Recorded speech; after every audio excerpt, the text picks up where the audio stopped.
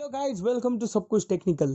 तो दोस्तों, कैसे हैं आप? मैं उम्मीद करता हूँ आप ठीक होंगे, सुरक्षित होंगे, तंदुरुस्त होंगे। तो दोस्तों, जैसा कि आपको मालूम है, हमारी एक सीरीज चल रही है, हम है कैपेबल। उसका हम आज सेकंड एपिसोड लेके आए हैं, जिसमें हम आज बात करेंगे आरबीआई गुजरात के मैनेजर भूपेंद्र त्रिपाठी सर से। भूपेंद्र त्रिपाठी सर आरबीआई गुजरात में एज अ मैनेजर वर्क करते हैं और वो मोटिवेशनल स्पीकर भी है। तो दोस्तों, आप ये वीडियो आपको कैसा लगता है हमें कमेंट के माध्यम से बताइए। इस वीडियो को लाइक कीजिए, शेयर कीजिए, और आप पहली बार इस चैनल पर आए हैं तो चैनल को सब्सक्राइब कीजिए। दोस्तों, वीडियो शुरू करने से पहले मैं आपको से एक बात कहना चाहूँगा। हमने इस सीरीज़ का पहला एपिसोड भी अपलोड किया है। अगर आपने उसे नहीं देखा है तो इस वीडियो के बाद उस वीडियो को भी ज़रूर देखिए। तो दोस्तों, पिछले वीडियो में हमने बात की है सोशल एंटरप्रेनर और motivational speaker mister George Abraham sir से। तो दोस्तों, उस वीडियो पर भी अपना प्यार बनाए रखिए, उसको भी लाइक कीजिए, आपके सुझाव कमेंट्स के थ्रू हम तक पहुंचाइए। तो दोस्तों, चलिए शुरू करते हैं इस नए वीडियो को। हेलो। आप सबका बहुत बहुत स्वागत है हमें कैपेबल के इस दूसरे एपिसोड में। दोस्तों, हम आज जिनसे इंटरेक्ट करने जा रहे हैं उनका नाम है भूपेंद्र त्रिपाठी सर। त्रिपाठी सर फिलहाल आरबीआई अहमदाबाद में मैनेजर के पद पर काम कर रहे हैं। उन्होंने अपना जो ग्रेजुएशन है इंजीनियरिंग है वो निर्मा यूनिवर्सिटी अहमदाबाद से कंप्लीट किया है। उसके बाद भूपेंद्र सर को टीसीएस में भी कुछ साल काम करने का एक्सपीरियंस है, वहाँ वो काम करते थे। लेकिन अचानक उनको एक कैंसर डिटेक्ट हुआ और उसके बाद उनकी विजन जो है वो पूरी तरह से लॉस हो गई। लेकिन अपनी हिम्मत और अपनी जिद के दम पर उन्होंने कैंसर को भी डिफीट किया। कैंसर को डिफीट करने के बाद उन्होंने फिर से प्रिपरेशन शुरू की, वो कॉम्पिटिटिव एग्जाम की। और कॉम्पिटिटिव एग्जाम की प्रिपरेशन शुरू करने के बाद पहले ही अटेम्प्ट में उन्होंने आरबीआई का ये पोस्ट प्राप्त कर लिया। तो ज़्यादा देर ना करते हुए हम उन्हीं से जान लेते हैं उनकी उनका पूरा सक्सेस ग्राफ कैसा था, उनकी पूरी जर्नी कैसी थी। तो आगे के इंटरेक्शन सेशन के लिए ओवर टू राहुल। नमस्कार भूपेंद्र सर, स्वागत है आपका हमारे दूसरे एपिसोड में हम है कैपेबल के। और बहुत बहुत शुक्रिया सर हमारे साथ जुड़ने के लिए। नमस्ते सर, बहुत बहुत धन्यवाद आपका भी। आपकी जो ओवरऑल जर्नी है बहुत इंस्पायरिंग रही है, और हम चाहते हैं कि आपकी जो स्टोरी है, आपके अचीवमेंट्स सबके पास पहुंचे। बेसिकली आपकी जो बचपन है, स्कूल लाइफ, बहुत ही आप बचपन से इंटेलिजेंट रहे हैं। आपके 10th में भी आपने साइंस में 100 आउट ऑफ 100 लाए थे। 12th में भी आपने जी गुजरात में सीबीएसई बोर्ड से आप टॉपर रहे हैं। उसके बाद आपने धीरू भाई अंबानी मेरिट बेस स्कॉलरशिप हासिल करके गुजरात की निर्मा यूनिवर्सिटी से अपना इंजीनियरिंग भी कंप्लीट किया है आईटी में। उसके बाद आपने मतलब क्या करियर चुना, मतलब कैसा रहा आपका, मतलब उसके बाद का करियर? जी, सर्वप्रथम राहुल, मैं आज के इस पावन अवसर पर, क्योंकि आज अक्षय तृतीया और भगवान परशुराम जयंती भी है, तो इस पावन अवसर पर आपने मुझे ये अपने विचार व्यक्त करने का अवसर दिया, तो इसके लिए मैं हम है टेक्निकल के सभी दर्शकों को और आप सभी को, आप तीनों को भी, माने राहुल, संतोष और सौरभ, आप तीनों की जो जोड़ी है दोस्तों की, उन तीनों को एडमायर करता हूँ और आप सभी दर्शकों को नमस्कार और प्रणाम करता हूँ। बहुत ही बढ़िया प्रश्न पूछा कि मेरा करियर एक्चुअली स्टार्ट कहाँ से हुआ था, राइट? तो जैसे कि आपने बताया कि इंजीनियरिंग पूरी होते ही मेरा प्लेसमेंट हुआ था कैंपस के दौरान टाटा कंसल्टेंसी सर्विसेज यानी कि टीसीएस, जो कि वर्ल्ड की टॉप 10 आईटी सर्विसेज कंपनी मानी जाती है। और वहाँ पे मैंने लगभग 8.5 सालों तक मैंने अलग अलग रोल्स में वहाँ पे मेरा वर्क एक्सपीरियंस रहा। जैसे कि मैंने शुरुआत की तो एज ए प्रोग्रामर, और बाद में मैं मॉड्यूल लीडर बना, प्रोजेक्ट लीडर बना, टेक्निकल फैकल्टी भी बना।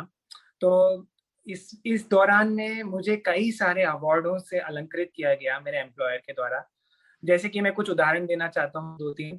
जैसे कि जब मैंने ज्वाइन किया ही था तो उसमें जो इंडक्शन ट्रेनिंग होती है शुरुआत में, उसी समय मुझे आउटस्टैंडिंग ट्रेनिंग का अवार्ड मिला था। और उसके पश्चात जो टीसीएस टॉप 10 कोडिंग कॉन्टेस्ट, यानी कि पूरे विश्व में जितने भी इंजीनियर्स हैं टीसीएस के, सॉफ्टवेयर प्रोग्रामर्स हैं, इंजीनियर्स हैं, उनका एक कोडिंग यानी कि प्रोग्रामिंग कॉन्टेस्ट होता है ऑन द स्पॉट। उसमें लगातार 2 वर्षों तक मैं फाइनलिस्ट था टॉप 10 कोडिंग कॉन्टेस्ट में। जावा और C++ में हमें प्रोग्रामिंग करना होता है, जो कि एक काफी बड़ा कीर्तिमान होता है। इसके अलावा मुझे, जब मैं टेक्निकल फैकल्टी था, तो मुझे TCS best technical faculty award भी प्राप्त हुआ टीसीएस के वाइस प्रेसिडेंट के द्वारा, और TCS applause award for going beyond the call of duty. और इस तरीके से कई सारे अवार्डों से एक के बाद एक मुझे सम्मानित किया जा रहा था। पर ऐसा कहते हैं ना कि उस समय कुछ जीवन में उलट पुलट हुआ। मैं बताना चाहूंगा मेरे दर्शकों को कि सब कुछ ठीक चल रहा था। इनफैक्ट मेरा करियर ठीक से भी ऊंचा कह सकते हैं कि एकदम I was at the peak of my career. और उस समय जीवन में एक करवट ली किस्मत ने, और एक ऐसा समय आया कि सब कुछ जीवन में बदल के रह गया, हमेशा हमेशा के लिए। तो आप मुझे अनुमति दें तो मैं वो भी बताना चाहता हूँ कि उस समय क्या हुआ एक रात्रि को। क्या मैं वो बोल सकता हूँ? यस सर, बिल्कुल बिल्कुल, वही तो हम आपसे जानना चाह रहे हैं कि मतलब इतना सब कुछ अच्छा चल रहा था अपनी जिंदगी में, और आपको थोड़ी सी भी भनक नहीं थी कि ऐसा कुछ होगा। तो वो क्या हादसा था जो आपके साथ मतलब क्या कुछ हुआ था आपके साथ? जी, तो जैसे कि मैं टीसीएस में, मुझे किसी एक प्रोजेक्ट के सिलसिले में मुझे ऑन साइट यानी कि विदेश भेजा जा रहा था एज ए प्रोजेक्ट मैनेजर। तो यूरोप की वो कंट्री थी, तो मेरा वीजा भी स्टैम्प हो चुका था और खूब सारी तैयारियां चल रही थी वहां पे जाने की। और उसी दौरान एक रात्रि को मैं घर पे ही था और वॉशरूम से बाहर आ रहा था, और मैं अचानक से गिर पड़ा। और कई बार प्रयास करने के बाद भी मैं उठ नहीं पा रहा था। किसी तरीके से मुझे अपने बिस्तर पे ले जाया गया, और अगले दिन मॉर्निंग में मैं अपने बेड से उठ नहीं पा रहा था, जैसे कि पाँव में कोई शक्ति बची ही नहीं हो। फिर मुझे लगा कुछ गड़बड़ है। न्यूरो सर्जन्स का जब अपॉइंटमेंट लिया गया, उन्होंने चेकअप के बाद पाया कि ये तो ग्रेड 5 का बहुत ही सीवियर पैरालिटिक अटैक है, क्योंकि उस समय तक मैं मेरे पाँव का एक अंगूठा भी अपने आप हिला नहीं पा रहा था। डॉक्टर्स ने तुरंत मुझे एमआरआई स्कैन एडवाइस किया, और वो रिपोर्ट देखते ही वो लोग दंग रह गए, क्योंकि मेरी जो पूरी रीढ़ की हड्डी है, जिसको स्पाइन कहते हैं, उसमें कई सारी गांठें उन्होंने पाई। इन गांठों के कारण जो नर्व कंप्रेशन होता है, उसी के कारण मुझे नाभि के नीचे के हिस्से में पैरालिटिक अटैक आया, उसको पैराप्लेजिया कहते हैं। साथियों, मगर ये जो मुझे शॉक लगा था, ये तो बस शुरुआत ही थी, क्योंकि अब तो मुझे एक के बाद एक कई सारे शॉक झेलने थे। बायोप्सी से पता चला कि जब मेरे बोन मैरो का सैंपल लिया गया, तो पता चला कि जो मेरा ये जो गांठें हैं, ये कैंसर अपने अंतिम चरण पे पहुंच चुका है, यानी कि लास्ट स्टेज पे। डॉक्टरों के अनुसार मेरे बचने की कोई भी उम्मीद नहीं थी, और मात्र से 5 से 6 हफ्ते अधिक से अधिक मैं इस दुनिया में मेहमान था। ऐसी स्थिति में आप लोग सोच ही सकते हैं साथियों कि मेरे माता पिता और मेरे ऊपर उस समय क्या मेरी मनोदशा होगी। पर उस समय एक ऐसा, मुझे अभी भी याद है कि एक ऐसी माँ जिसके बेटे को बोला जाए कि आपका बेटा 1 डेढ़ महीने में इस दुनिया से जाने वाला है, उसका कोई इलाज संभव नहीं है, तो ऐसी माँ का क्या रिएक्शन। हम लोग यूजुअली ऐसा सोचते हैं ना कि उसकी आंखों में एकदम एक भय होगा, एक एक पैनिक होगा, फ्रस्ट्रेशन होगा या फियर होगा, एक एक शोक होगा, एक दुख होगा। मगर मैंने ना ऐसा कुछ भी नहीं पाया मेरी आंखों में, और एक हिम्मत, एक अजीब सी हिम्मत मैंने मेरी माँ की आंखों में देखी। मेरी माँ ने डॉक्टर्स को कहा कि देखिए, मैं इस दुनिया में मेरे बेटे को लेके आई हूँ किसी चमत्कार के लिए, और मुझे जरूर ये विश्वास है कि उसके जीवन में कुछ ना कुछ चमत्कार घटित होगा, और इसको इस दुनिया से मैं जाने नहीं दूंगी बिना ट्रीटमेंट के। तो आपको ट्रीटमेंट तो करना ही पड़ेगा। उसके बाद डॉक्टर्स ने मेरी ओर देखा, तो मैंने भी एकदम एक योद्धा के जैसे एक रिएक्शन दिया, और मैंने कहा कि यस डॉक्टर, मैं एक सैनिक की तरह जो बॉर्डर पे खड़ा रहता है उसके जैसे, ये कैंसर मेरे सामने शत्रु खड़ा है, उससे आखिरी सांस तक लड़ूंगा, और कभी भी हार नहीं मानूंगा मेरे जीते जी। और एक वो भी मैं लड़ूंगा, वो भी मुस्कुराहट के साथ। देखिए, हमारे सामने कोई परिस्थिति होती है, हम दो तरीके से उससे लड़ सकते हैं। एक होता है हंसते हंसते खुशी खुशी वो चैलेंज को एक्सेप्ट करना, और दूसरा कि रोते रोते और कंप्लेंट करते करते, ग्रम्बल करते करते उस परिस्थिति को स्वीकार करना। मैंने ना पहला वाला ऑप्शन चुना, जिससे मुझे काफी पावर मिला, और डॉक्टर्स लोगों ने फिर, वो लोग मान गए अंततः ये माँ बेटी की जोड़ी के सामने कि हाँ चलिए हम आपका ट्रीटमेंट करने के लिए रेडी। पर उन्होंने जब फाइल पे देखा कि मेरा अगले दिन ही जन्मदिन था, तो डॉक्टर्स को ऐसा डर था कि शायद से वो मेरे जीवन का आखिरी जन्मदिन हो सकता है। डॉक्टर्स लोगों ने ऐसा सजेशन दिया कि क्यों नहीं मैं ये जन्मदिन अपने घर पे ही मनाऊं अपने परिवारों के साथ, और उसके अगले दिन आके मेरा ट्रीटमेंट शुरू हो।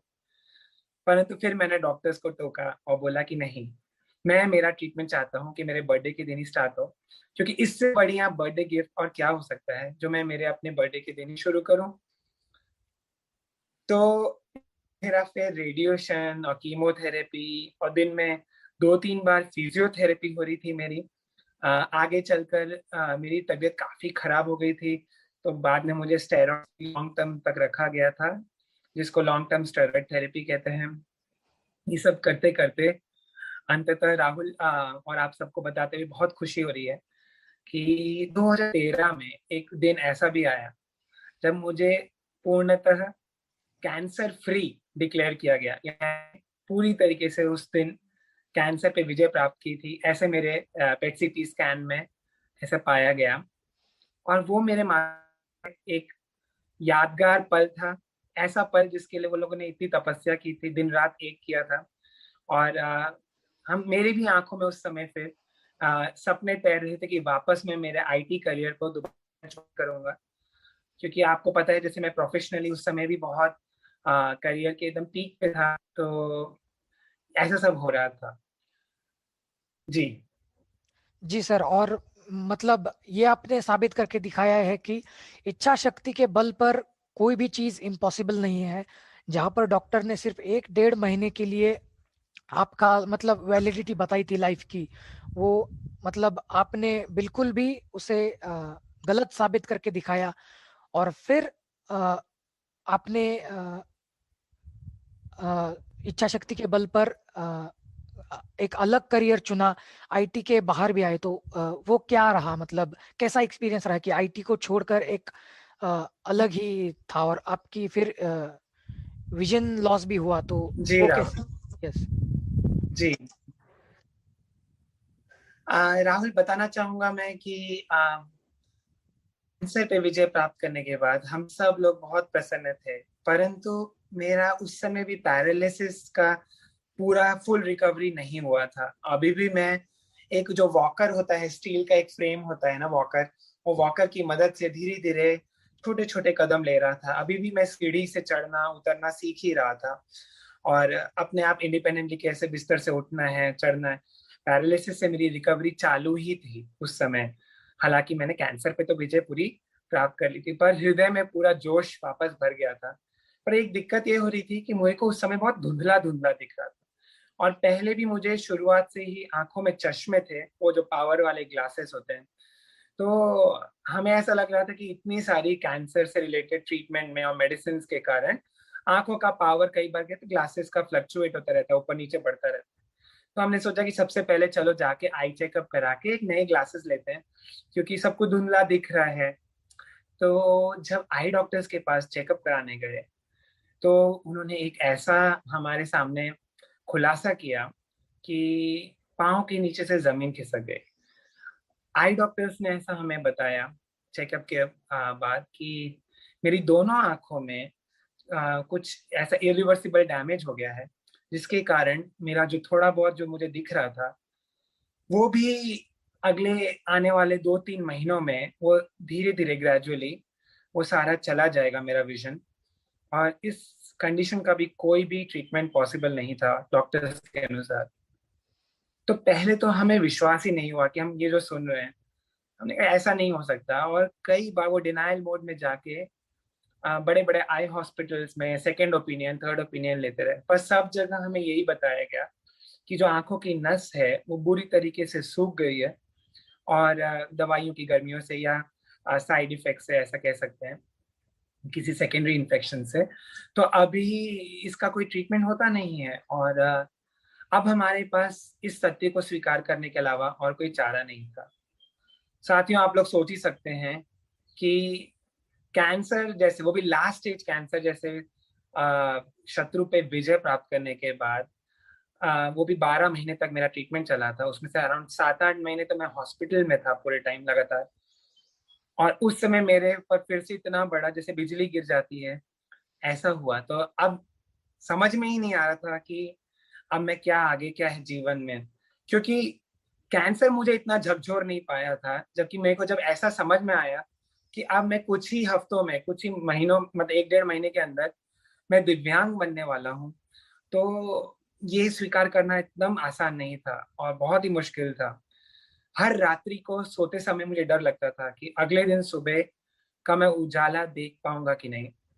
और मेरे माता पिता या मेरे जो परिजन हैं, मेरे जो भांजे भांजी, घर में छोटे बच्चे, उन सबको मैं जी भर के देखना चाहता था, क्योंकि उनकी जो छवि है उनको मैं अपने हृदय में, अपने मन में अंकित करना चाहता था, क्योंकि मुझे पता नहीं था कि कब मैं उनको आखिरी बार देख रहा हूँ। और इस समय मेरे मन पे ऐसी जो बीत रही थी, दूसरा मेरे मन में इतना बड़ा बोझ था, कि इतना बड़ा पत्थर था मेरे हृदय पे, कि जिस युवा अवस्था में एक लड़के को, एक पुत्र को अपने माता पिता का और परिवार का आर्थिक रूप से, माने फाइनेंशियली सहारा बनना होता है, ऐसी स्थिति में अगर मैं उनके ऊपर फाइनेंशियली डिपेंडेंट हो जाने वाला हूँ, तो वो भी मुझे एक बहुत सारी चिंता सता रही थी। पर मतलब मैं अंदर कैंसर से से टूट रहा ठीक था। होने के बाद, हेलो, यस सर, सो एक कैंसर से हाँ, ठीक होने बोलिए। के बाद आपको एक नई जिंदगी तो मिली थी, लेकिन बहुत सारे चैलेंजेस से भरी थी वो। जी, मुझे एक कीमत चुकानी पड़ी उस जिंदगी को पाने के लिए, और बहुत भारी कीमत थी वो। जी, सही कहा आपने। पर यस सर। यही मैं कह रहा था राहुल, कि मैं उस समय, एक ऐसी स्थिति आ गई थी कि मैं ऑलमोस्ट अंदर से टूट गया था। और तुरंत फिर मैंने अपने आप को संभाला, और मेरी माँ ने मुझे ऐसा कहा उस समय कि देखो, चाहे तुम्हारे चारों तरफ कितना ही घना अंधेरा क्यों ना छा जाए, पर इस अंधेरे को तुम अपने मन के ऊपर नहीं छाने देना। अपने मन को हमेशा, एक मन में जो आशा का दीपक है उसको जलाए रखना, और तुम्हारे लिए भगवान ने तुम्हें यहाँ तक लेके आए हैं, तो आगे भी एक सुनहरा भविष्य होगा। हमें बिल्कुल भी आइडिया नहीं था राहुल, मैं सच कह रहा हूँ, क्योंकि कभी भी उस अनुभव से पहले मेरा कोई भी दृष्टि बाधित, माने ब्लाइंड, किसी भी व्यक्ति के साथ मैंने डायरेक्ट इंटरेक्शन या कम्युनिकेशन कभी नहीं हुआ था। और सिर्फ मूवीज में और ऐसा हम जो देखते हैं, एक ब्लाइंड लोगों की ऐसी जो दयनीय हालत दिखाई जाती है लिटरेचर में, सिनेमा में, या एक स्टीरियोटिपिकल इमेज, सिर्फ वही हमारा एक आधार था, जो कि काफी भयानक था, कि कुछ पता ही नहीं था कि भविष्य में आगे क्या हो सकता है। पर माँ ने बताया कि नहीं, तुम आशा का दीपक जलाया रखो, सब कुछ ठीक होगा, सब कुछ। तो फिर मैंने फिर वैसे ही किया, अपने आप को वापस हिम्मत बांधी और आगे बढ़ने का निश्चय किया। पर पता नहीं था कि आगे क्या करना है, कैसे करना है।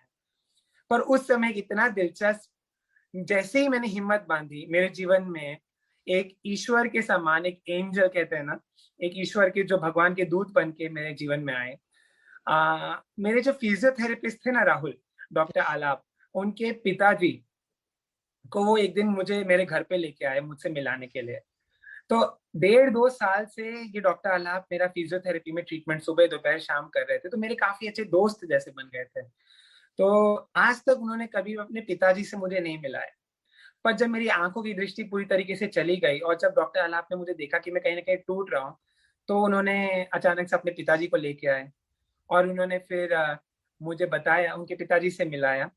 उनके फादर श्री कैलाश भाई गढ़वी हैं, और उन्होंने अब मेरा हाथ अपने हाथ में लिया, और उन्होंने फिर अपनी आप बीती सुनाई, कि कैसे जब वो 7 या 8 साल की छोटी उम्र में थे, तभी उन्होंने भी अपनी पूरी तरीके से दृष्टि गंवा दी थी, और कैसे उन्होंने पूरे संघर्ष के साथ पूरा जीवन आगे, मतलब पोस्ट ग्रेजुएशन किया, एमए किया, और बीएड किया, एमएड किया, और उसके बाद वो नॉर्मल स्कूल में, गवर्नमेंट स्कूल में एक अध्यापक की तरह वो पढ़ा रहे हैं। उनकी एक अच्छी खासी फैमिली है, बेटे को डॉक्टर बनाया है उन्होंने।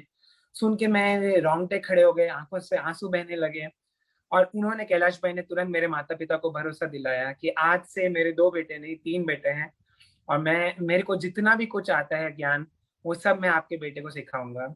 और उस प्रकार से फिर मेरी ब्रेल की शिक्षा प्रारंभ हुई घर पे ही, क्योंकि तब भी मेरा पैरालिसिस का ट्रीटमेंट तो चल ही रहा था, मैं ठीक से चल नहीं पा रहा था अपने आप।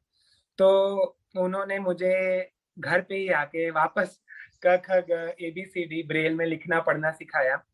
और इस तरीके से कहते हैं ना कि एक नए बालक का जन्म होता है तो कैसा होता है कि उसको वापस पढ़ना लिखना सिखाया जाता है, उठना बैठना चलना फिरना। तो मेरा वही सब समय था। तो मैं एक पल के लिए अपना सारा दुख भूल गया, और एक इतना ऐसा वो बालपन कहते हैं ना, वो मस्ती भरा दिन कि सब कुछ जैसे समय के चक्र जैसे पूरा वापस घूम गया हो और वापस में एक छोटा बालक बन गया, सब कुछ नया नया वापस नए सिरे से सीखना पड़ रहा था।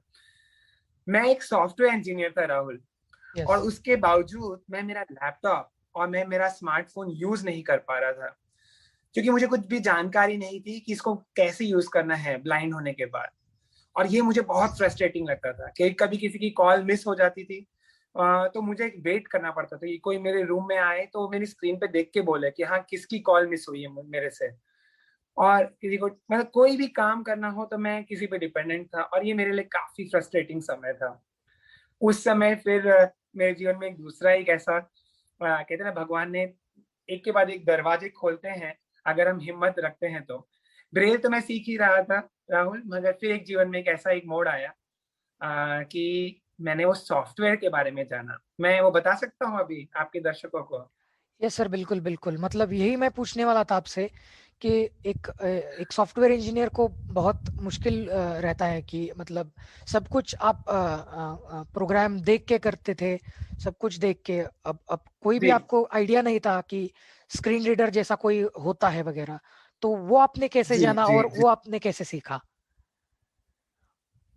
जी। और क्योंकि ये वर्ष 2013 की बात है, तो उस समय इतना ज्यादा पॉपुलैरिटी मीडिया में भी और सब में नहीं था कि ये सब स्क्रीन रीडर सॉफ्टवेयर के बारे में, जितना आज के समय में वर्तमान में फिर भी थोड़ा सोशल मीडिया और काफी सारे प्रतिभावान लोगों की हम लोग केस स्टडीज सुनते हैं तो हमें पता था। उस समय इतना ज्यादा हमें जनरल नॉलेज नहीं थी सब सॉफ्टवेयर के बारे में।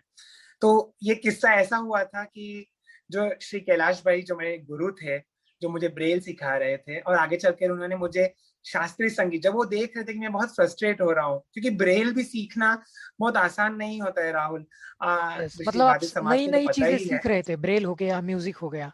हाँ, जी जी। तो उस समय ये ब्रेल में लिखना पढ़ना और जो हम पहले जैसे ABCD लिखते हैं, वो दोनों एकदम अलग तरीका होता है। तो कहीं ना कहीं जिस स्पीड से मैं पहले पढ़ पाता था या लिख पाता था, उस स्पीड से मैं अभी नहीं पढ़ पा रहा था। तो उससे मेरे अंदर एक चिड़चिड़ाहट हो रही थी। तो उसको देखते हुए मेरे जो गुरु थे कैलाश भाई, उन्होंने मुझे शास्त्रीय संगीत सिखाना शुरू किया ताकि मैं थोड़ा मेरा मन शांत रहे और मेरी चिड़चिड़ाहट कम हो। करते करते उन्होंने फिर मुझे बोला कि अब बहुत तुम चार दीवारी में 1-2 साल से सिर्फ घर से बाहर निकलते हो तो सिर्फ हॉस्पिटल जाते हो, अब तुम्हें दुनिया में घूमना होगा, क्योंकि ऐसे तुम नहीं जीवन बिता सकते। तो उन्होंने फिर मुझे 15 अगस्त का दिन था 2013 में, मुझे अभी भी याद है। और मुझे एज ए चीफ गेस्ट ध्वजवंदन के लिए गांधीनगर में जो ब्लाइंड स्कूल है वहां पे मुझे बुलाया गया कैलाश भाई के अनुग्रह पे। तो वहां पे ये मेरे लिए बहुत उत्साहपूर्वक दिन था। और मैंने मेरा ध्वजवंदन किया स्टेज पे खड़े होके। यूजुअली पूरे बचपन में हम खड़े रहते हैं लाइन में बाकी बच्चों के साथ, तो कोई और VIP आते हैं और ध्वजवंदन करते हैं। तो मेरे लिए वो काफी एक्साइटमेंट भरा दिन था। और अंत में मैंने मेरी स्पीच बताई और सब बच्चों को बताया कि मेरा कैसा अनुभव रहा, कैसे मैंने दृष्टि गंवाई।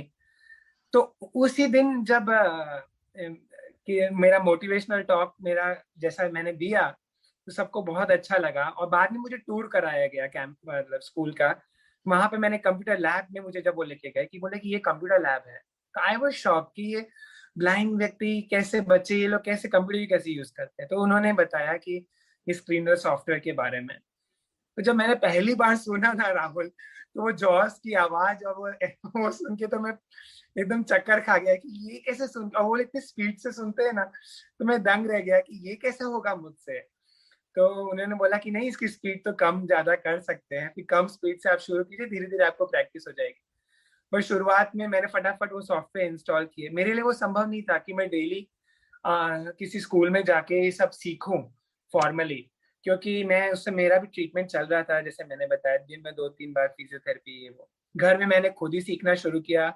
और जब भी कहीं पे वर्ड में, एक्सेल में, पावर पॉइंट में कहीं पे भी मुझे कोई डाउट होता था कीबोर्ड कमांड में, तो मैं फोन करके ही स्कूल्स में और कहीं पे मेरे जो बाकी विजुअल इम्पेयर्ड कम्युनिटी में जो थे उनसे मदद मांग मांग के मैं सीखने लगा। इंटरनेट सीखा मैंने। जी बिल्कुल। फिर मैंने पीछे मुड़ के नहीं देखा और कॉम्पिटिटिव एग्जाम्स की तैयारी शुरू की। जी जी तो एक अपने आप से ही सीखना, यहाँ वहाँ से, मतलब जिन जिन जिन जिन से भी आपको मदद मिलती है वहाँ वहाँ से आपने मदद लेकर, और उसमें कैलाश जी का भी बहुत बहुत बड़ा हाथ रहा है आपके इस बहुत बड़ा सीखने योगदान है। में। जी सो उनका उनका हाथ पकड़ कर ही आप मतलब आगे बढ़ रहे थे, और फाइनली एब्सोल्युटली। कॉम्पिटिटिव एग्जाम की तरफ आप आ रहे थे। सो कॉम्पिटिटिव एग्जाम की तैयारी करना मतलब, एक जैसे कि हम बचपन से ब्लाइंड रहते हैं, तो एक थोड़ा बहुत मतलब रीडर का सहाय लेना वगैरह, या हमारे लिए मतलब पहले से ही चला रहता है। लेकिन आप तो मतलब मैथ से रहता है, रीजनिंग रहता है, वो सब डायग्राम्स, ग्राफ्स के हिसाब मदद से ही करते रहेंगे। सो वो तैयारी आपने जी कैसे की? आपने बिल्कुल सही बोला कि जो मेरा पहला कॉम्पिटिटिव एग्जाम था, उसमें मैं मेरे राइटर को जब लेके गया था एग्जाम में, तो एग्जामिनेशन हॉल ही मेरा उसके साथ एक झड़प हो गई थी क्योंकि मैं जो चाहता था कि ये डायग्राम बनाओ, ऐसे करो, वैसे करो, और तुम डिस्क्राइब क्यों नहीं कर पा रहे हो कि क्या है वो डायग्राम में क्या बना है, ग्राफ में क्या बना है। तो वो एक झड़प जैसी हो गई थी क्योंकि मेरे को जैसे, मैं पहले जब देख सकता था और मैं ये लॉजिकल रीजनिंग के क्वेश्चंस खुद अटेम्प्ट कर पाता था, और अभी उतने आसानी से हम नहीं कर पा रहे हैं अगर वो राइटर के साथ हमने पहले प्रैक्टिस नहीं की हो।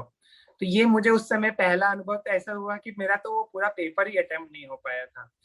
तो खैर उसके बाद मैंने सारा किस्सा सुनाया कैलाश भाई को कि ऐसा ऐसा हुआ, मैं तो पेपर ही अटेम्प्ट नहीं कर पाया, वो राइटर के साथ मेरी बनी नहीं रही थी। वो इतने धीरे धीरे क्वेश्चन पढ़ रहा था और उसको पता ही नहीं था कि हमारे पास टाइम लिमिट कम है, तो उसको थोड़ा फास्ट पढ़ना चाहिए। मतलब मैं मेरे राइटर में गलतियां निकाल रहा था, तो कैलाश भाई ने मुझे सुधारा कि भाई राइटर ये ऐसे ही मिलते हैं अपने को, और हमें उनके साथ एडजस्ट करना सीखना पड़ेगा। और आप जैसे इतने तेज हैं पढ़ाई में, हम ये मत सोचिए कि सामने वाला भी उतने तेजी से पढ़े सब कुछ, तो उसकी स्पीड के साथ। तो उन्होंने मुझे पहले तो बताया कि आपको उसके उसके साथ एक दोस्त की जैसे व्यवहार करना है, और अदरवाइज ये तो आपके हर एक एग्जाम में गड़बड़ होती रहेगी। तो फिर मैंने कहा कि इसका क्या रास्ता है, फिर राइटर के साथ घर में प्रैक्टिस करने की ठानी। तो उसके बाद जब मैंने बैंकिंग कॉम्पिटिटिव एग्जाम्स की जो भी मैंने पेपर्स के फॉर्म भरे, एप्लीकेशन फॉर्म, जैसे कि आरआरबी है या आईबीपीएस का क्लरिकल एग्जाम है, आईबीपीएस का प्रोबेशनरी ऑफिसर का, या आरबीआई का असिस्टेंट ग्रेड का, ये जितने भी क्लास 3 पोजीशन, ये सारे एग्जाम्स के मैंने लास्ट 3-4 साल के क्वेश्चन पेपर्स इंटरनेट पे से डाउनलोड करके, और जो मेरे पोटेंशियल राइटर्स थे उनके साथ घर में बैठ के टाइम के साथ पेपर सॉल्व करना शुरू किया। और फिर मैं चाहता था कि आप मुझे मेरा ये क्वेश्चन इस तरीके से पढ़िए, और अगर ऐसा कोई क्वेश्चन आए तो उसको आप पढ़ना ही नहीं, उसको सीधे स्किप ही कर देना। उसको मैंने मतलब इस तरीके से ट्रेन किया कि ये इस तरीके के क्वेश्चन एक ब्लाइंड व्यक्ति अटेम्प्ट ही नहीं कर सकता है, तो उसको आप पढ़ के मेरा टाइम मत वेस्ट करना ना, आप सीधे ही देखते ही उसको स्किप कर देना, खाली इतना बोलना कि ये राउंड टेबल वाला क्वेश्चन है, इसको हम स्किप कर रहे हैं। मैंने कहा ठीक है। कर करके उसको मैंने, जो मैं कर सकता था और जो मैं नहीं कर सकता था, इसकी मैंने एकदम पूरी क्लैरिटी हासिल कर ली, और कैसे कम से कम टाइम में मैक्सिमम हम क्वेश्चंस कर सकते हैं, इसकी मैंने खूब बढ़ चढ़ के अलग अलग राइटर्स के साथ प्रैक्टिस की, क्योंकि सभी राइटर्स के पास टाइम नहीं होता इतना कि घर पे आके हमें वो बैठ के प्रैक्टिस कराएं। Yes yes. और रीडर्स पाने के लिए भी, बिकॉज मैं गांधीनगर में रहता था, तो हालांकि ये गुजरात राज्य की राजधानी है, और यहाँ पे अहमदाबाद जैसे बड़े बड़े स्कूल्स और कॉलेजेस नहीं होते हैं, कि इसलिए युवाओं की यहाँ पे थोड़ी इतनी अवेलेबिलिटी नहीं है मेरे इस शहर में। तो मुझे एक समय ऐसा भी आया था कि मुझे एडवर्टाइजमेंट यहाँ के गुजराती न्यूज़पेपर में देना पड़ा था कि मुझे एक वॉलंटियर्स की जरूरत है, जो स्पेशली जब जब मैंने यूपीएससी सिविल सर्विसेज का एग्जाम भरा, फॉर्म भरा था, तो उस समय मुझे बहुत सारे सब्जेक्ट, बहुत सारा रीडिंग मटेरियल चाहिए था रिकॉर्डेड फॉर्मेट में। उस समय ये सुगम्य पुस्तकालय और ये सब नहीं थे, तो मैंने बुक्स रिकॉर्डिंग करवानी थी घर पे। तो फिर मैंने ऐसे पेपर में ऐड दिए थे, और कई सारे फिर घर पे अलग अलग टाइम स्लॉट डिवाइड करके वॉलंटियर्स आते थे मेरे घर पे, और वो लोग रिकॉर्डिंग करके जाते थे मेरी बुक्स में से, और वो MP3 फाइल पे मैं हेडफोन में लगा के सुनता रहता था दिन भर। और इस तरीके से मेरी कॉम्पिटिटिव एग्जाम्स की तैयारी हुई। बताना चाहूंगा कि जब रिजल्ट्स आने प्रारंभ हुए, जब मैं बता रहा था जैसे कि MP3 फाइल्स को मैं हेडफोन में लगा के निरंतर सुनता रहता था, कई बार झूले पे बाहर झूला झूलते झूलते, तो आसपास के जो आस पड़ोसी हैं वो लोग मुझे देखते थे, बोलते क्या त्रिपाठी दिन भर तुम कौन सा गाना सुनते रहते हो। तो उनको पता नहीं था कि मैं क्या कॉम्पिटिटिव एग्जाम्स की एकदम सीरियस तैयारी कर रहा हूँ। और जब मेरे रिजल्ट्स आने शुरू हुए तो कम से कम 7 या 8 कॉम्पिटिटिव एग्जाम्स में और इंटरव्यू मैंने क्रैक किए, एक के बाद एक, फर्स्ट अटेम्प्ट में। और रिजर्व बैंक ऑफ इंडिया में मैंने जो क्लास 1 ऑफिसर का भी होता है, जिसको ग्रेड बी कहते हैं, उसको भी उसमें भी मेरा सिलेक्शन हुआ। और ये सच में एक बहुत बड़ा पल था हम सबके लिए, सुनहरा पल, क्योंकि इतने सारे भारतीय चैलेंज, रिजर्व बैंक इतने सारे गुजरात। चैलेंजेस फेस करने के बाद एक सक्सेस मिला था और वो बहुत बड़ा था अपने आप में ही। जी जी जी जी। हालांकि मेरे को, मैंने जैसे बताया, बैंक ऑफ बड़ौदा का प्रोबेशनरी ऑफिसर और बहुत सारे SBI में क्लरिकल, सब में मेरे को सिलेक्शन हो गया था, ऑफर लेटर आ गए थे। हालांकि RBI तो RBI होता है ना, तो यस। RBI में ऑफर लेटर आए, वो भी मैनेजर की पोजीशन पे, तो नेचुरली हम उसी को चूज करेंगे और उसी को ज्वाइन किया मैंने। पर मैं ये बताना चाहता था राहुल कि भारतीय रिजर्व बैंक गुजरात का 65 या 70 साल का लगभग इतिहास, उस इतिहास में आज तक किसी भी ब्लाइंड व्यक्ति को उन्होंने किसी भी पद पे नियुक्ति नहीं दी थी, ना कि क्लास 4, क्लास 3 या किसी भी पद पे नहीं। और मैं पहला व्यक्ति बना ऐसा दृष्टिबाधित, वो भी क्लास 1 ऑफिसर, मैनेजर की पोजीशन पे। तो ये मैंने एक तरीके से RBI गुजरात में एक इतिहास स्थापित किया। रच दिया एक। और जी जी जी। और उसके बाद तो एक के बाद एक, जैसे मैं बताना चाहूंगा कि RBI में आके भी मैं रुका नहीं, और मैंने मेरी अपनी जो ये गति है उसको आगे ही बढ़ाते गया कि आगे कुछ करना है, आगे अपने आप को साबित करना है। क्योंकि आप लोगों को बताना चाहता हूँ कि मेरा टोटली साइंस बैकग्राउंड था, तो कॉमर्स तो का मेरा कोई बैकग्राउंड था नहीं, तो इकोनॉमिक्स या अकाउंट्स या फिनेंस, ये सब मेरे को इसकी जानकारी नहीं थी। और RBI में एज ए मैनेजर हमें इन सब की नॉलेज की जरूरत होती है। तो इसके लिए मैंने बहुत कठिन परिश्रम तो पहले एग्जाम से पहले भी किया था, पर जॉब ज्वाइन करने के बाद तो मेरी असली चुनौतियां शुरू हुई थी। क्योंकि मेरे आसपास जो बाकी सारे मेरे कलीग्स थे, किसी ने MA इकोनॉमिक्स किया हुआ था, किसी ने BA इकोनॉमिक्स किया हुआ था, किसी ने BCom MCom किया हुआ है कॉमर्स में, अकाउंटिंग में, या इस तरीके से सब लोग बहुत, किसी ने कोई PhD भी थे, किसी ने कई सालों तक बैंकिंग में एक्सपीरियंस किया हुआ था। और ऐसे ऐसे यस सारे सर, मेरे यस सर। कलीग्स थे। अब मुझे उनके बीच में, अगर तो मुझे एक ऐसा एक नहीं रहना हाँ, था। वही वही क्वेश्चन है सर कि जी फिर आपको मतलब कौन सा रोल मतलब पोस्ट एलोकेट की गई एक मैनेजर के तौर पर, मतलब आपका क्या काम दिया गया और उसमें आपको क्या डिफिकल्टीज आ रही थी और आपने उसको कैसे टैकल किया? जी। मैंने, जैसे कि मैं बता रहा था कि RBI में जो मैनेजर ज्वाइन करते हैं, उनकी एक इंडक्शन ट्रेनिंग होती है शुरुआत में, जो कि 3.5 महीने की होती है और बहुत ही कठिन होती है। वो भी काफी रिग्रेस ट्रेनिंग होती है। दिन भर उसमें एक के बाद एक लेक्चर्स होते हैं। उसमें जैसे मैंने बताया, ये सारे सब्जेक्ट्स थे, commerce, finance, accounting, economics, macro economics, और ये सारे जो लेक्चर्स होते हैं, प्रोफेसर आके, हमारा एक रिजर्व बैंक स्टाफ कॉलेज है चेन्नई में, वहां पे ये सब होता है। और लेक्चर्स होने के बाद हर वीकेंड में हमारा टेस्ट होता है, इवैल्यूएशन होता है, और उसको हमें देना होता है। और तो जब मुझे ऐसा बताया गया, जब मैंने ज्वाइन किया था वहां पे, तो सबसे बड़ी चुनौती तो यही थी कि मुझे क्लास नोट्स लेने नहीं आते थे। तो मैं जब देखता था कि बाकी सारे जो मेरे कलीग्स हैं, मेरे बैच के, जो जो मेरे साथ ट्रेनिंग ले रहे थे ऑल ओवर इंडिया में, जिनका सिलेक्शन हुआ था मैनेजर्स, तो उन सब, मैं बताना चाहता हूँ राहुल कि 112 लोगों का बैच था। और उस 112 लोगों में ऑल ओवर इंडिया में जिनका सिलेक्शन हुआ था उस साल, उसमें मैं एकमात्र ऐसा था जो पूरी तरीके से 100% ब्लाइंड था। तो मेरे लिए तो एक विशेष चुनौतियां थी ही कि क्लासरूम में जब प्रोफेसर पढ़ा, बाकी सारे लोग क्लास में है ना पेन और पेपर लेके है ना नोट्स बनाते रहते हैं, घर जाके फिर वो जो उन्होंने नोट्स बनाए हैं दिन भर के 10-12 पन्ने का, वो सारे बैठ के वो फटाफट रिविज कर लेते थे 1-2 घंटे में। और जो होमवर्क होता था, वो लोग ग्रुप में मिलके केस स्टडीज है जो भी सॉल्व कर लेते थे, सारे 6-7 लोग मिलके। पर मेरे लिए ये सब इतना आसान नहीं था कि मैं क्लास नोट्स कैसे बनाऊं, मुझे वही नहीं समझ में आ रहा था। क्योंकि जब मैं लिख सकता था तो मैं क्लास में नोट्स बनाता था, मैं भी वैसे ही करता था। तो ये चुनौती के बाद जब मेरा पहला इवैल्यूएशन हुआ, तो मैं रिकॉर्डिंग तो करता था क्लासरूम में लेक्चर्स, मेरे प्रोफेसर से परमिशन मांग के, पर अगर हमने 8 घंटे के लेक्चर्स सुने हैं, घर जाके वो 8 घंटे तो हम MP3 दोबारा नहीं सुन सके, क्योंकि हमें फिर केस स्टडीज, होमवर्क, असाइनमेंट ये सब भी करने होते थे। तो इस तरीके का समय नहीं होता था और मैं बहुत स्ट्रगल करते थे। और पहला इवैल्यूएशन हुआ तो मेरा परफॉर्मेंस जो था वो एकदम मीडियम था, मीडियोकर, मतलब ऐसा कोई एवरेज परफॉर्मेंस की, मुश्किल से ही मैं पास हुआ हूँ ऐसे। तो I was very unhappy with my, क्योंकि मुझे पता था कि ऐसे तो आगे काम नहीं चलेगा, मुझे कुछ ना कुछ करना है। और फिर मैंने ऐसे ही कुछ इनोवेशन किया कि क्यों नहीं मैं मेरा लैपटॉप लेके जाऊं। किसी से पूछा नहीं, ये मेरे मन में ही आया कि मैं मेरा लेके जाऊं क्लासरूम में, और क्लासरूम में फिर मैं वर्ड डॉक्यूमेंट ओपन करके क्लासरूम में नोट्स बनाने लगा एक के बाद एक। और एक कान में मेरा हेडफोन रहता था और दूसरे कान से मैं सुनता रहता था प्रोफेसर्स को।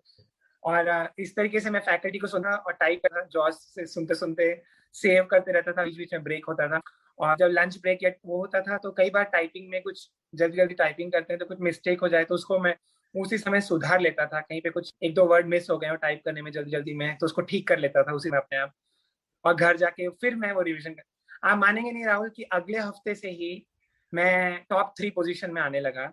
और अंततः जब नाइस। पूरा 3.5 महीने पूरे हो गए तो मुझे रिजर्व बैंक स्टाफ कॉलेज के प्रिंसिपल ने मुझे outstanding trainee manager with the overall best overall performance का मुझे अवार्ड मिला, क्योंकि उसके बाद एक मैं एग्जाम में मेरे हाईएस्ट मार्क्स आने लगे। तो इस तरीके से मेरे को समझ में आ गया कि अगर मुझे कंप्लीट करना है इस साइटेड वर्ल्ड से तो सिर्फ ज्ञान की शक्ति के द्वारा ही हम कर सकते हैं, और मुझे मेरे ज्ञान को और एनहांस करना है और पावरफुल बनाना है। तो जैसे कि आप पूछ रहे थे कि ये तो ट्रेनिंग की का समय था, और उसके बाद जब मैंने जॉब आखिर में जब मेरी पोस्टिंग हुई तो पोस्टिंग के समय मैंने यही डिसाइड किया कि मुझे ज्यादा से ज्यादा जो बैंकिंग रिलेटेड जो बेंचमार्क कॉम्पिटिटिव एग्जाम्स होते हैं, सर्टिफिकेशन एग्जाम्स होते हैं, कॉम्पिटिटिव नहीं सॉरी, सर्टिफिकेशन जो बैंकिंग के क्षेत्र में माने जाए,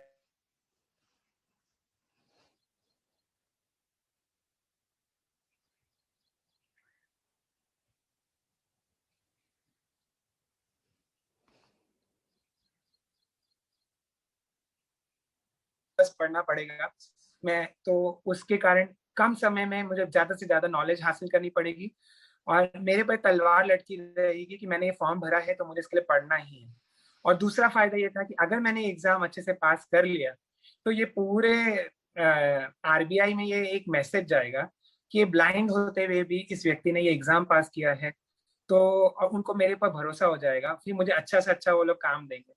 तो इस और तरीके वो से ज्वाइन करने के एक अदर ब्लाइंड लोगों के लिए भी एक एग्जाम्पल रह सकता था, और वो अब बना हुआ है। Definitely you are right, Yes. बिल्कुल सही कहा आपने।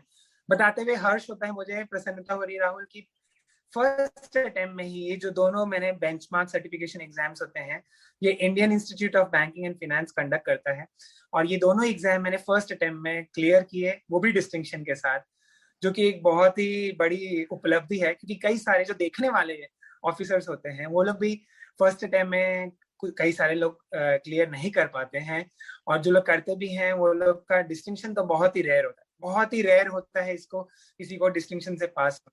तो ये मैंने हासिल किया। उसके बाद मुझे पूरे ऑफिस का मेरे पे ऊपर भरोसा हो गया कि नहीं, भले ही ये पहला ब्लाइंड व्यक्ति है मगर इसके ऊपर इसको हम एक रिस्पॉन्सिबिलिटी डाल सकते हैं इसके कंधों पे।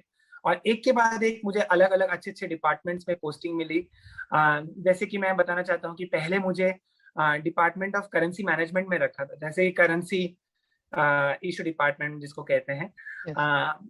उस समय मैंने ये डिसाइड किया कि जो दृष्टिबाधित समाज में जो चैलेंजेस होते हैं करेंसी को आइडेंटिफाई करने में, नोट को आइडेंटिफाई करने में, जो कि मैं खुद भी अनुभव कर रहा था, उसको मैंने मेरे हेड ऑफ द डिपार्टमेंट तक मैंने वो बात आगे बढ़ाई। तो उन्होंने मुझे ऐसा सजेशन दिया कि इसके लिए आपको एक वर्कशॉप, एक कैंप कंडक्ट करना पड़ेगा किसी एक ब्लाइंड स्कूल में, और वहां से लोगों के फीडबैक लेके एक रिपोर्ट आप तैयार कीजिए।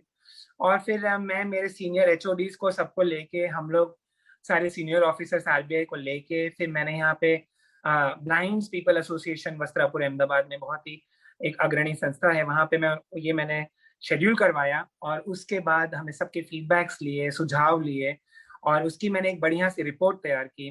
फिर बाद में मैंने पूरे इंटरनेशनल क्षेत्रों में बाकी विदेशों में जो ब्लाइंड व्यक्ति उनको क्या क्या दिक्कतें आती हैं, कहाँ पे वो सब की भी रिसर्च की पूरी, और बहुत ही बढ़िया से रिपोर्ट बना के रिकमेंडेशंस दिए थे। बताना चाहता हूँ आप लोगों को साथियों कि मेरी वो रिपोर्ट यहाँ पे गुजरात के आरबीआई हेड से होते होते वहाँ पे सेंट्रल ऑफिस तक बॉम्बे तक पहुंच गई, जो मुख्य केंद्र कार्यालय है। और वहां पे उन लोगों ने मेरी रिपोर्ट की बहुत सराहना की, और उसमें मेरा एक सुझाव जो सबसे ऊपर जो रिकमेंडेशंस कहते हैं कि कैसा होना चाहिए, तो एक मेरा ये भी सुझाव था कि एक आरबीआई को एक ऐसी एप्लीकेशन खुद बनानी चाहिए मोबाइल बेस्ड, जो इंटरनेट के बिना, क्योंकि कई सारे गांव में है इंटरनेट का नेटवर्क की प्रॉब्लम होती है, तो बस एक बार डाउनलोड करने के लिए इंटरनेट चाहिए होता है, मगर एक बार डाउनलोड हो जाए तो उसके बाद बिना इंटरनेट के भी वो ऐप चल सके और करेंसी बढ़िया से आइडेंटिफाई कर पाए। तो इस तरीके से आप लोगों को तो पता ही है कि ये अभी ये मणि करके जो हमारी आरबीआई ने ऐप पिछले साल लॉन्च की है, वो इसी का उसका ही परिणाम है। एंड रिजल्ट है। और जी जी जी, तो बहुत खुशी होती है इस तरीके से कि मैं और जिस भी डिपार्टमेंट में रहा हूँ, मेरा एक फोकस तो ये जो मुझे काम दिया जाता है वो तो मैं करता ही हूँ, पर मेरे बैक ऑफ द माइंड में ये रहता है कि दृष्टिबाधित समाज के लिए इस पोजीशन में रहते हुए मैं और आगे क्या योगदान दे सकता हूँ। तो जैसे मैं आगे चल के मैं बताना चाहता हूँ कि अभी फिलहाल में बैंकिंग लोकपाल कार्यालय में मेरी नियुक्ति है, यानी कि बैंकिंग ओम्बड्समैन में। तो बैंकिंग लोकपाल में भी मेरा यही मतलब होता है कि जो ऐसे ग्राहक हैं जिन्होंने अपनी लिखित शिकायत कुछ की है अपने खुद के बैंक ब्रांच में, और उनका होम ब्रांच उनकी वो प्रॉब्लम 1 महीने के भीतर में सॉल्व नहीं करता है, तो ऐसे ग्राहकों को दर दर की ठोकरें ना खानी पड़े, तो वो लोग फ्री ऑफ कॉस्ट घर बैठे बैठे मोबाइल से या लैपटॉप से ईमेल के द्वारा या ऑनलाइन फॉर्म भर के बैंकिंग लोकपाल में एक शिकायत दर्ज कर सकते हैं। वो शिकायत हमारे पास सीधे आती है और फिर उसके बाद हम कार्रवाई शुरू करते हैं, उचित कार्रवाई जो भी होती है। तो वो बैंकिंग लोकपाल में काम करते करते भी मैंने एक इनिशिएटिव लिया, और ये बताते हुए प्रसन्नता हो रही है कि मैंने जो ये बैंकिंग संबंधित ये बैंकिंग लोकपाल योजना है कि इसमें क्या क्या नियम है, कैसे अप्लाई करना है, ये सब के लिए एक पूरी एक वर्नाक्युलर मैंने लोकल गुजराती लैंग्वेज में ब्रेल में एक पुस्तिका, छोटी सी बुकलेट कहते हैं, वो बनाई 3-4 पन्ने की, और वो पुस्तकों को का हमने लॉन्च करवाया। तो जो सेंट्रल ऑफिस के एकदम सीनियर ऑफिसर है consumer education and protection department के सीजीएम सर, उनसे वो लॉन्च हुआ, इनॉग्रेशन हुआ उस बुक लॉन्च का। और उसके बाद वो ब्रेल की बुकलेट तो हम लोगों ने प्रज्ञा चक्षु सशक्तिकरण अभियान के अंतर्गत हमने कई सारे गुजरात के ब्लाइंड स्कूल्स में, एनजीओस में जा जाके मैंने स्वयं वहां पे जा जाके ये बैंकिंग लोकपाल योजना के बारे में उनको फाइनेंशियली एम्पावरमेंट देने के कई की बीड़ा जैसे उठाया, और गांव गांव में दूर दूर तक ये हमने कि कैसे इसका वो लोग लाभ उठा सकते हैं ब्लाइंड व्यक्ति, और कैसे उनको उनके अधिकारों से वंचित ना किया जाए। तो इस यस तरीके यस, मतलब से अभी भी मैं इसी डिपार्टमेंट में हूँ फिलहाल। यस, जैसे कि मतलब आपने सिर्फ आप खुद सक्सेसफुल हुए हैं, आप मैनेजर बने तो आपका नहीं सोचते हुए आपने अपनी विजुअली इम्पेयर्ड कम्युनिटी के लिए और क्या क्या कुछ किया जा सकता है इसके बारे में सोचकर सब कुछ इम्प्लीमेंट भी करना शुरू किया है और वो लोगों तक पहुंच भी रहा है। सो वो एक बहुत बढ़िया बात है अपने आप में भी। जी, यस सर। और अंत आपने में मैं ये कहना चाहता हूँ। हाँ हाँ, यस बोलिए बोलिए। यस यस अंत में मैं यही कहना चाहता था राहुल कि मेरी दृष्टि तो चली गई है, पर जॉब के अलावा भी मेरा एक जीवन है, और वो जीवन में मैं एज ए मोटिवेशनल स्पीकर मुझे कई सारे प्लेटफॉर्म्स पे बुलाया जाता है, जैसे कि आज आपने मुझे बुलाया है। इसी प्रकार से कई सारे यूट्यूब में या मीडिया है, प्रिंट मीडिया है, जैसे टाइम्स ऑफ इंडिया है, ये सारे लोग मुझे समय समय पर मेरे इंटरव्यूज लेते रहते हैं। Yes sir. और इसके आप अलावा टेड स्पीकर भी टीवी रह चुके चैनल्स हैं। हैं, मैं टेड स्पीकर भी रह चुका हूँ, यस। यस यस और इसके अलावा यूनिवर्सिटीज में और हाँ कॉलेजेस में कई सारे, महाराष्ट्र में मैं पुणे में भी मुझे 2-3 बार बुलाया गया, सिम्बायोसिस कॉलेज में, symbiosis school of banking and finance में मेरी मोटिवेशनल टॉक हो चुकी है। ऐसे कई सारे वीके पाटिल मेमोरियल स्कूल है पुणे का, बहुत फेमस है, वहाँ पे भी मुझे वहाँ के टीचर्स और पेरेंट्स और बच्चों के लिए 9th स्टैंडर्ड और अबव उन सब के लिए मैंने टॉक ऑर्गेनाइज रखी थी। तो इस तरीके से अब मुझे ये बहुत अच्छा लग रहा है कि मैं जो साइटेड वर्ल्ड है, मतलब जो देख सकते हैं युवा, छोटी छोटी बात पे आजकल युवा लोग निराश हो जाते हैं। जरा सी भी कुछ असफलता आती है या जीवन में ठोकर खाते हैं तो वो लोग टूट जाते हैं और गिव अप कर देते हैं। तो उनके अंदर मैं मेरा स्वयं के जीवन का उदाहरण देके आज मैं लोगों के अंदर वापस हिम्मतें भर रहा हूँ कि नहीं, आप जीवन में बड़े बड़े गोल रखो और उस गोल को अचीव करने के लिए कड़ी मेहनत करो, और कुछ भी जीवन में असंभव नहीं है। ये मैं संदेश ना केवल दृष्टिबाधित समाज में करियर गाइडेंस तो देता ही हूँ दृष्टिबाधित समाज में सबको जा जाके, और उसके अलावा इवन ये राइटर्स के साथ कैसे प्रैक्टिस करनी चाहिए और किस तरीके से हमें स्ट्रैटेजी बनानी चाहिए कॉम्पिटिटिव एग्जाम्स को क्रैक करने की, थोड़ा बहुत जो मेरा खुद का अनुभव है उसके हिसाब से मैं को टिप्स देता हूँ। हालांकि आजकल ये पूरा इंटरनेट पे ये सब भरमार भरी रहती है, कई सारे हमें टिप्स मिल ही जाते हैं, मगर जो भी मुझे इनवाइट करता है उनको मैं जरूर देता हूँ। ये ऐसे चार्टर्ड अकाउंटेंट्स की एसोसिएशन है, वो भी मुझे इनवाइट करने लगे हैं आज एज ए इंटरव्यू पैनलिस्ट या ग्रुप डिस्कशन के पैनल में।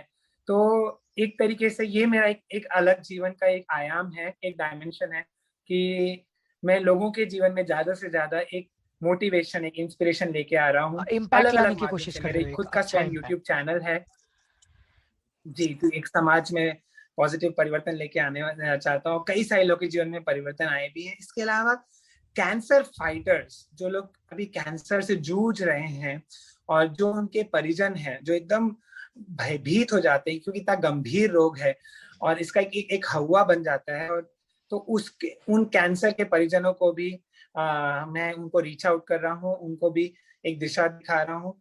तो कई सारे स्तर पे मैं काम कर रहा हूँ और ये मैं भगवान को बार बार धन्यवाद देता हूँ कि भगवान तूने मेरी आंखों की दृष्टि लेके कितना मुझे अच्छा किया, क्योंकि ऐसे तो मैं चाहे कितना भी पैसा क्यों ना कमा लेता, टीसीएस में था, प्राइवेट जॉब में था, तो बहुत पैसे की कोई कमी नहीं थी और ग्रोथ अपॉर्चुनिटीज भी बहुत जिसको कहते हैं वो थी, देश विदेश जाने को भी मिलता।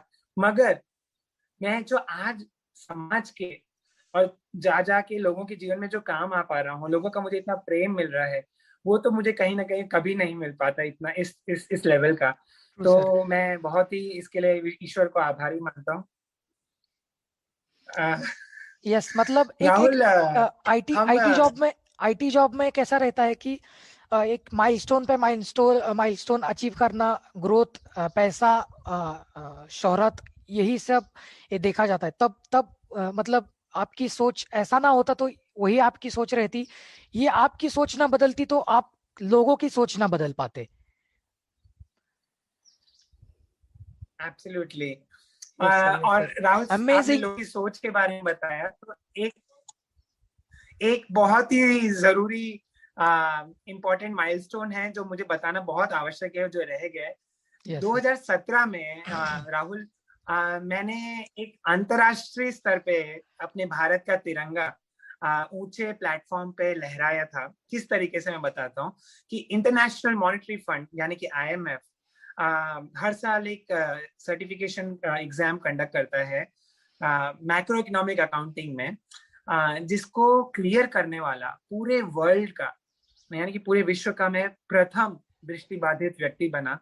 I became the first blind person in the whole world to crack that exam, and वो भी 93% से, मतलब मेरा जो उसमें ओवरऑल परसेंट आया उस एग्जाम में वो भी 93%, मतलब 93% से, जो कि बहुत बड़ी उपलब्धि थी। और इन सब कारणों को देखते हुए आरबीआई ने मेरा नाम रेकमेंड किया भारत सरकार को नेशनल अवार्ड के लिए, और 2018 में अंततः जो ministry of social justice and empowerment हर साल नेशनल अवार्ड देता है सर्वश्रेष्ठ दृष्टिबाधित कर्मचारी, माने कि best visually impaired employ of the country के अवार्ड से मुझे अलंकृत किया गया नई दिल्ली में विज्ञान भवन में। तो ये एक बहुत ही बड़े लोगों की सोच उसके बाद काफी हद तक बदली with in RBI, outside RBI, कि हाँ, जो इम्पॉसिबल से करने वाले चैलेंज है उसको भी हम दृष्टिबाधित व्यक्ति, जैसे कि आपने ये सीरीज का नाम रखा है ना, वी आर कैपेबल, उसी के मुझे लगता है कि ये उसका एक सटीक उदाहरण। जी वही तो सर, इसीलिए तो हमने आपको बुलाया है यहाँ पर। तो एक क्योंकि लोगों मतलब हमारे मतलब लोगों के हमारी नजर में नहीं, लोगों के नजरिए में प्रॉब्लम है, यही मतलब हम यहाँ पर प्रूफ करना चाह रहे हैं, एक तरह से कह सकते हैं, क्योंकि इतने सारे केपेबल लोग हैं, कई सारी उपलब्धियां हासिल करने के बावजूद भी आजकल सोसाइटी में, एजुकेशन में हर जगह डिस्क्रिमिनेशन होता है। तो एक जो एग्जाम्पल्स है लोगों को पता नहीं है, वही हम लोगों के सामने रखना चाहते हैं। जी। और और वो समाज में बहुत सारा काम करना अभी भी बाकी है, आपने एकदम सही बोला, क्योंकि सोच धीरे धीरे बदलनी है हमको, हम सबको आगे बढ़ना है और अपने आप को तराशते रहना है। मैंने कभी भी कॉम्प्लेसेंट होके, संतोष होके कि नहीं अब मैंने जीवन में बहुत एक नौकरी, नहीं, आप जहां पे भी हैं अपने आप को साबित करते रहिए। अगर आपने सपोज कॉम्पिटिटिव एग्जाम में, मैं ये ब्लाइंड कम्युनिटी को एक ये संदेश दे रहा हूँ कि अगर आपने कॉलेज में एडमिशन ले लिया है तो ये मत सोचिएगा कि जैसे तैसे आपको सिर्फ पास होना है। नहीं, क्यों नहीं आप कॉलेज को टॉप करने का सोचें, अपने गोल ऊंचे ऊंचे रखिए। आप जहां पे भी हैं वहां पे अपने आप को बेस्ट परफॉर्मेंस लाने की, आप ऊंचा गोल रखेंगे, कोई परवाह नहीं, भले आप वो हासिल कर सके कि ना कर सके, पर कम से कम आप पूरी मेहनत कीजिए और मेहनत करते रहिए, करते रहिए। एक ना एक दिन आपको जरूर सफलता मिलेगी। अच्छा मार्गदर्शन लाइए, अपने साथियों को, अच्छे साथियों को चुनिए, अपनी संगति अच्छी रखिए, समय का सदुपयोग कीजिए। एक बार बीता हुआ समय वापस लौट के नहीं आता, समय को ऐसे ही मत जाने दीजिए। मूवी देख के, कुछ भी डाउनलोड करके इधर उधर का फालतू का कंटेंट, आपको अपना समय सदुपयोग करना है, अपने अंदर स्किल डेवलपमेंट करना है, तो समय का उपयोग कीजिए, बहुमूल्य होता है। अपनी प्रतिभाएं, अपनी स्किल्स को तराशते रहिए जहां पे भी हैं अपने आप, क्योंकि आपके ऊपर बहुत कुछ निर्भर है। आउट ऑफ लोगों एक की एक तरह सोच से तभी आप कहना चाह बदलेगी रहे जब कि आप कड़ी आउट मेहनत। ऑफ द बॉक्स करने की सोचिए, जो भी आप कर रहे हैं उसमें out of the box absolutely. जाके करिए। जी जी जी, बिल्कुल बिल्कुल सही बोला आपने। Yes yes sir. सो बहुत बहुत मतलब अच्छा तो लग रहा है हमें आपसे बात करके सर। तो आप और क्या कुछ फ्यूचर में आपके प्लान्स है हमारी कम्युनिटी के लिए, या फिर आरबीआई में ग्रो करने के लिए, आप और कुछ फ्यूचर प्लान्स है आपके? फ्यूचर प्लान्स तो जैसे मैंने बताया राहुल कि मैं करियर पाथ में जहां जहां मुझे, जिस डिपार्टमेंट में मुझे रिस्पॉन्सिबिलिटी दी जाएगी उसको मुझे बेस्ट परफॉर्म करना है, ये तो मेरा विजन पूरा क्लियर ही है। और कुछ नया सोचना है, कुछ नए इनिशिएटिव्स लेने हैं जो आज तक आरबीआई के इतिहास में नहीं हुआ है, ऐसा ऐसा कुछ कदम उठाना है ताकि पूरा जो आरबीआई की जो टॉप लीडरशिप से लेके नीचे तक सब लोग सोचने पे विवश हो जाए कि हाँ भाई, ब्लाइंड व्यक्ति भी कुछ एक अलग दृष्टिकोण से देख सकता है और उसको, मतलब आप समझ रहे हैं ना मैं क्या कहना चाह रहा हूँ। यस तो यस यस। ये तो मेरे को करना ही है। और आगे मेरा अल्टीमेट गोल तो है कि मुझे एक सीनियर ऑफिसर बनना है, प्रमोशन पाके एजीएम, तो प्रमोशन में भी मुझे जो रिक्वायरमेंट्स होती हैं एग्जाम की, इंटरव्यू की, वो सभी पास करना है, एजीएम डीजीएम बनना है और सीनियर ऑफिसर बनना है कम से कम रिटायरमेंट से पहले। ये तो मेरा एक है ही। और उसके अलावा मेन बात यह है कि अपने कार्य प्रदर्शन से अपने पीयर्स को, अपने सीनियर्स को, अपने सारे कलीग्स हो, उनको संतुष्ट करना, उनको खुश करना और दृष्टिबाधितों के प्रति जो उनका नजरिया है लोगों का, कहीं ना कहीं उसको और चकनाचूर करते जाना, ये तो मेरा एक गोल रहेगा ही। ताकि एक जो इंक्लूसिव एनवायरनमेंट है, जो मेरे बाद और भी कई सारे लोग आ रहे हैं, वो ये बेझिझक आरबीआई बेस और बना बाकी रहे हैं। सारी संस्थान, यस यस, बेस बना रहे हैं और लोग बेझिझक लोगों को नियुक्ति। और इसी तरह से मैं तो ये भी चाहता हूँ कि कई सारे प्राइवेट क्षेत्र में भी लोग मेरे बारे में सुने। और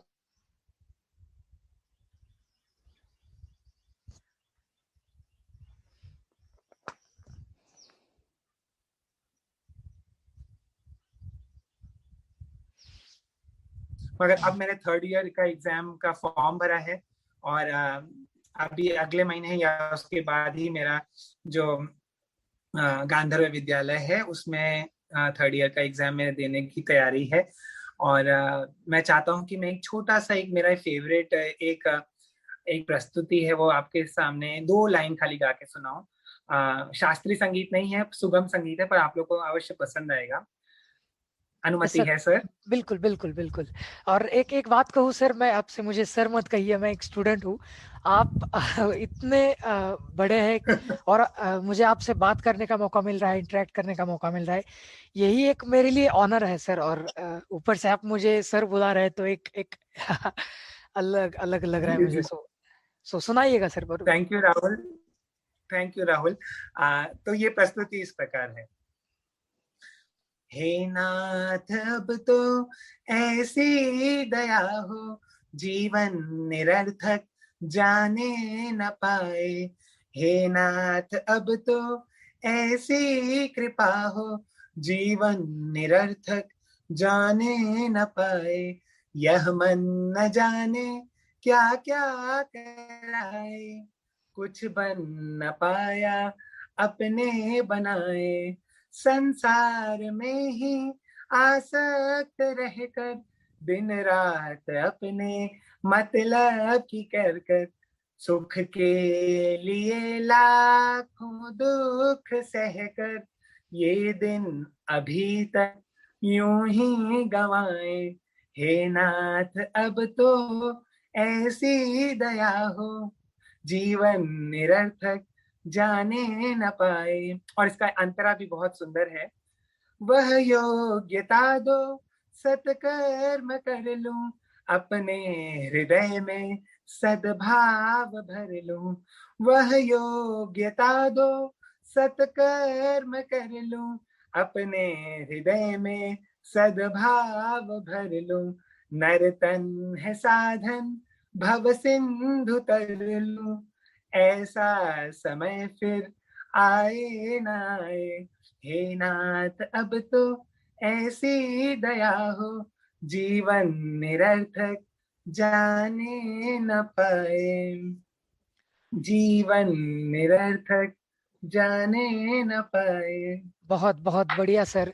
एक एक एक मैसेज के रूप से ही हम इस गाने को ले सकते हैं कि मतलब कि जीवन निरर्थक जाने न पाए। एक एक रब से दुआ भी मांग रहे हैं और हम खुद से भी एक डिसाइड कर ले कि हमारा जीवन निरर्थक ऐसे ही नहीं जाना चाहिए और अच्छी कृतियां Absolute. करते रहने चाहिए। एक एक हमारे लिए और हमारे व्यूवर्स के लिए बहुत बहुत एक अच्छा मैसेज आपने दिया है इस गाने के रूप से।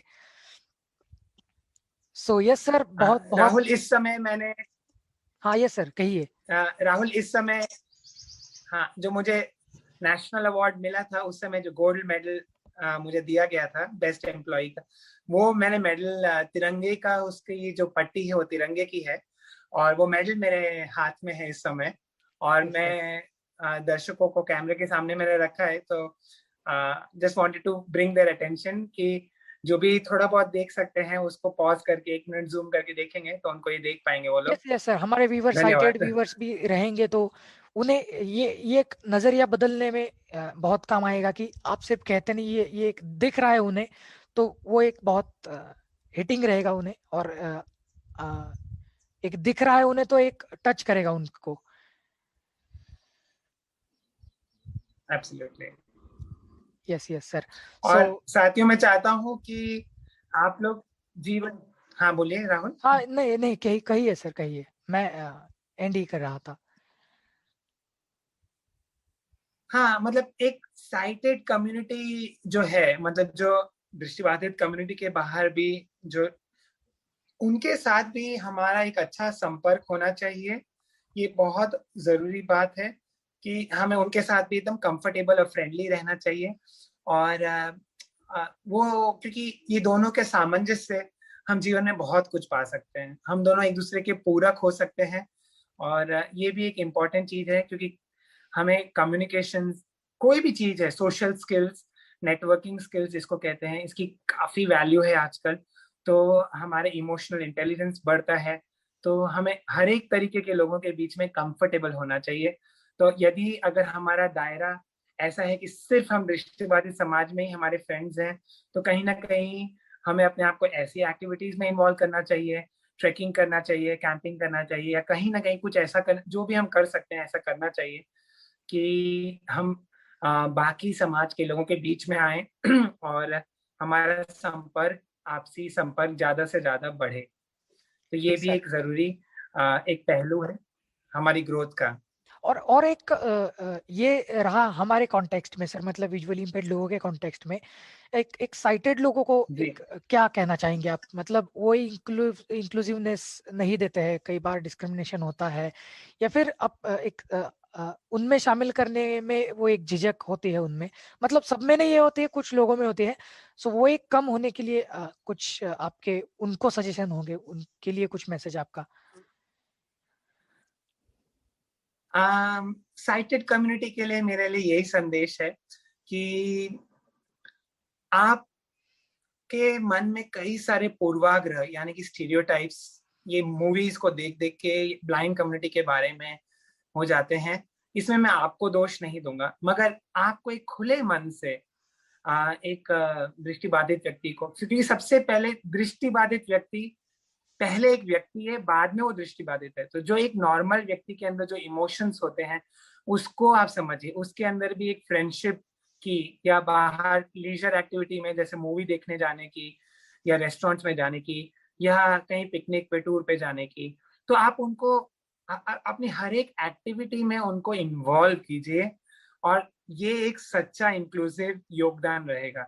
कई बार साइटेड कम्युनिटी को ऐसा लगता है कि अगर किसी ने किसी ब्लाइंड को रोड क्रॉस करने में हेल्प कर दी या उसके लिए कोई फॉर्म भर दिया, तो ये सब भी करना जरूरी है। ऐसा नहीं है कि ये सब ये एक बहुत ही कह सकते हैं एक पहला कदम है। आप लोग को तो साइटेड कम्युनिटी को कई सारे आगे कदम आगे बढ़ाने हैं और हर एक, जैसे अगर आप ऑफिस में जॉब कर रहे हैं तो आपके आसपास कोई भी दिव्यांग है, कोई दृष्टिबाधित है, तो उसको अपनी हर एक एक्टिविटीज में आगे बढ़कर उसका हाथ पकड़कर उसको हर एक एक्टिविटीज में इन्वॉल्व कीजिए। जितना ज्यादा आप उसको इंक्लूसिव इन्वॉल्वमेंट वाला एनवायरनमेंट देंगे, उतना ज्यादा उसकी प्रतिभाएं निखरेंगी, उतना ज्यादा उस दिव्यांग के अंदर आत्मविश्वास बढ़ेगा और उतना ही ज्यादा विन विन सिचुएशन सबके लिए होगी। तो ये बहुत जरूरी है कि छोटी मोटी हम जो मदद कर देते हैं कि ये कर दिया वो कर दिया, वो तो करते ही रहना है, मगर उससे भी आगे हमें अपनी सोच बढ़ानी है और उनको मतलब सर मदद तो अपने हम हमारे फ्रेंड्स को, फैमिली मेंबर्स को जैसे करते हैं वैसे ही विजुअली इम्पेयर्ड लोगों को की है, ऐसा समझकर ही वो मदद करते हुए सबको इन्वॉल्व करना चाहिए, जो नॉर्मल एक्टिविटीज एग्जैक्टली उनको एक इक्वालिटी के लेवल पे देखना चाहिए। यस यस यस हाँ यस सर। जी।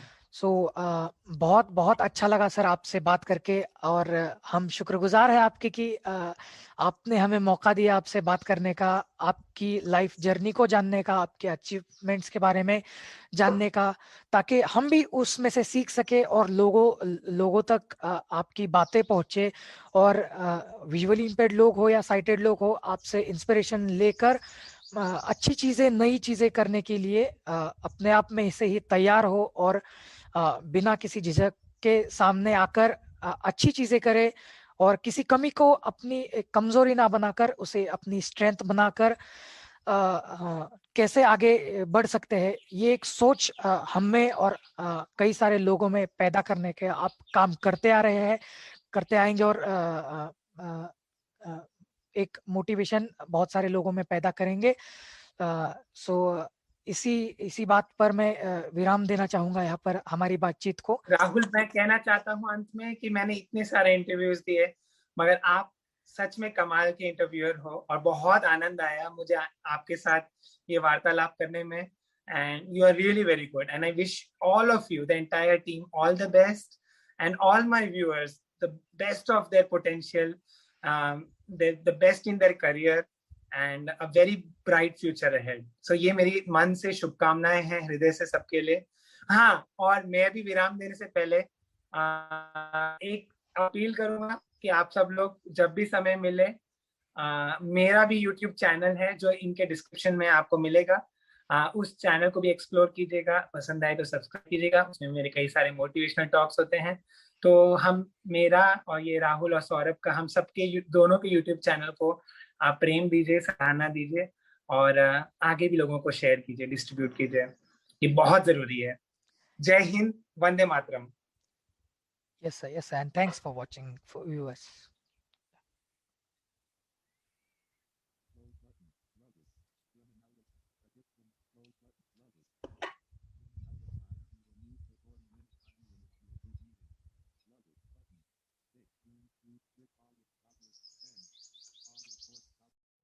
तो दोस्तों कैसा लगा आपको ये वीडियो? मुझे तो बहुत अच्छा लगा पर्सनली। एक व्यक्ति इतनी डिफिकल्टीज के बाद भी अपने पूरे लाइफ में क्या कुछ नहीं कर सकता। सर ने इतना बड़ा काम किया है, उनको इतनी ज़्यादा डिफिकल्टीज थी, मेरे पास वर्ड्स नहीं है मेरी फीलिंग्स डिस्क्राइब करने के लिए। तो दोस्तों, अगर ये आपको वीडियो पसंद आया है तो इस वीडियो को लाइक कीजिए। ऐसे ही इंस्पिरेशनल वीडियोस के लिए हमारे चैनल को सब्सक्राइब कीजिए, और आपके सुझाव कोई भी हो कमेंट्स के माध्यम से हम तक ज़रूर पहुंचाइए। तो दोस्तों, मिलते हैं अगले नेक्स्ट वीडियो में। धन्यवाद।